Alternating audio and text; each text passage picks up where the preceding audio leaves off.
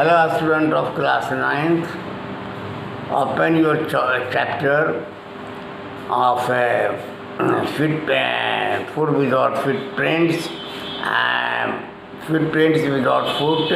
And now, in this story, I will tell you the last para, that is, which I have just left you for you.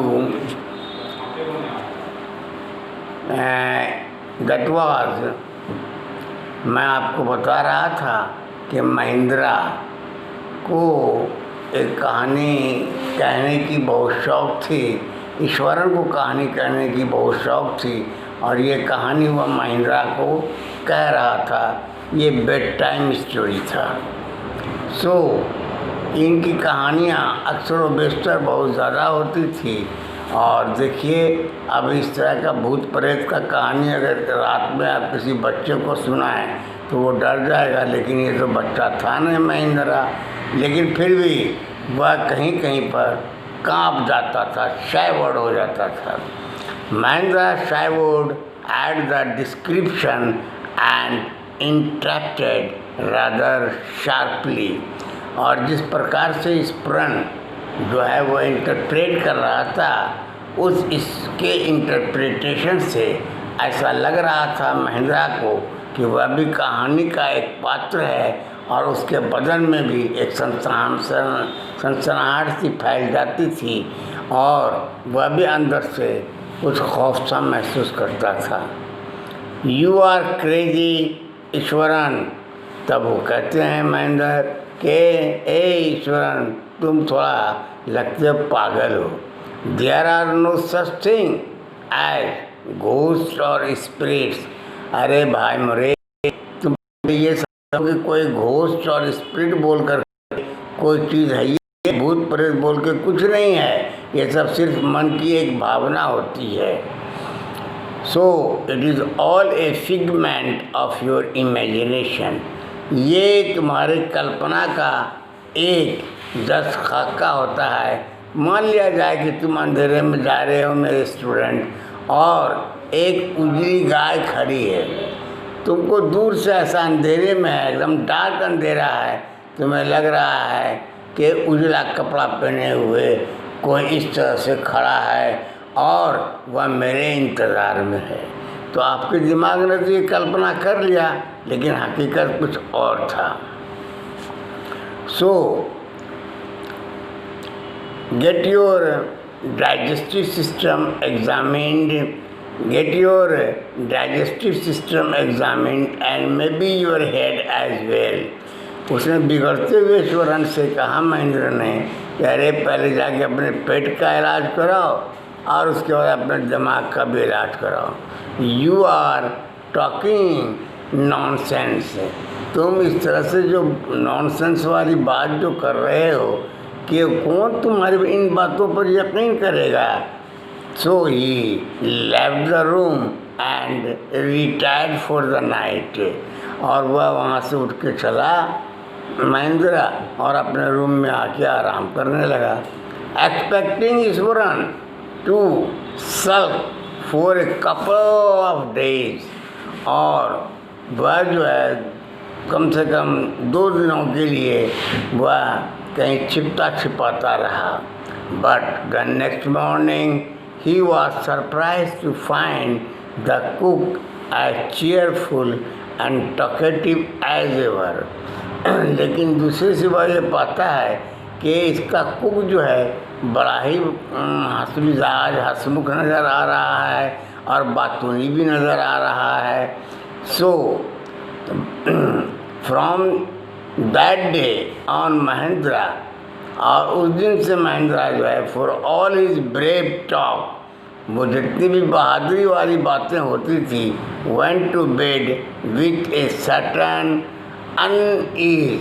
वह जाता था अपने bed पर और कुछ अजीब सी बेचैनी महसूस करते हुए कहता था। Every night he peered into the darkness outside through the window next to his bed। और ठीक उसके बेड के पास ही एक खिड़की थी और इस खिड़की से रात के अंधेरे में वह झांका करता था Mahendra. So trying to make sure that there was no movement of dark shape in the vicinity, वो देखना ये चाहता था कि कहीं आसपास में किसी तरह का कोई हरकत तो नहीं हो रहा है। बट ही कुड ओनली सी और darkness with the twinkling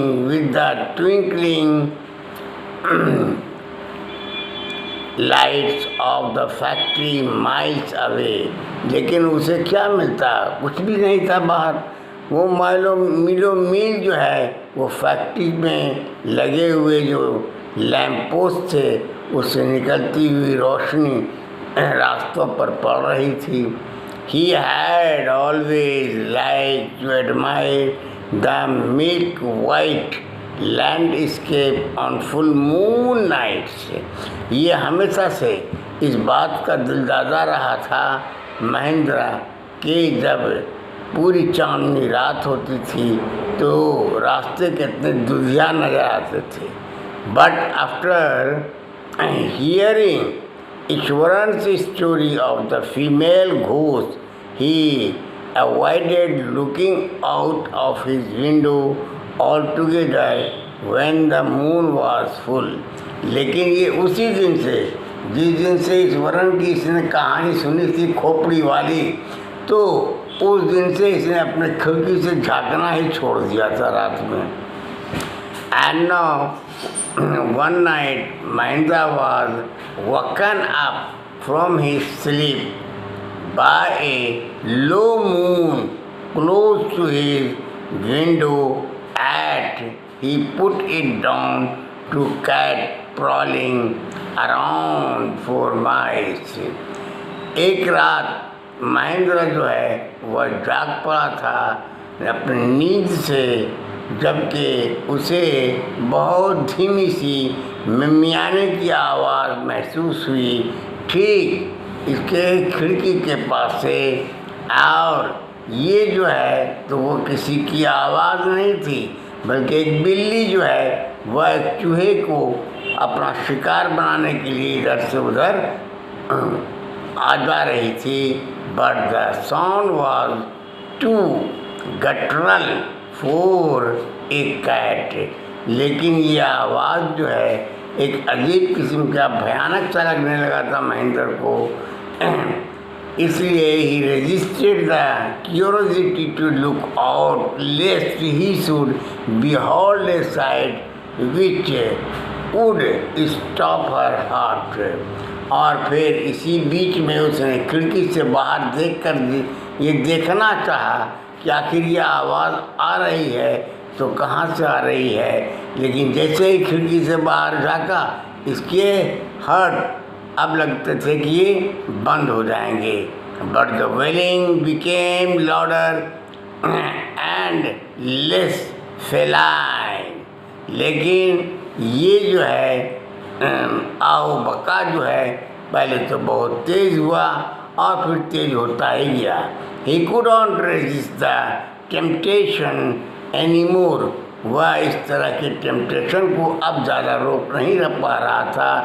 Lowering himself to the level of the window sill, he looked out at the white sheet of a moonlight outside। ये चाँद की उजली वाली रोशनी थी जो उसे ज़मीन की सतह पर पड़ रही थी और उसे अजीब सा चादर सा दिखाई दे रहा था उसे। So students, owing to the paucity of time, the other teacher is waiting to take your the class, so I am pausing here. Thank you.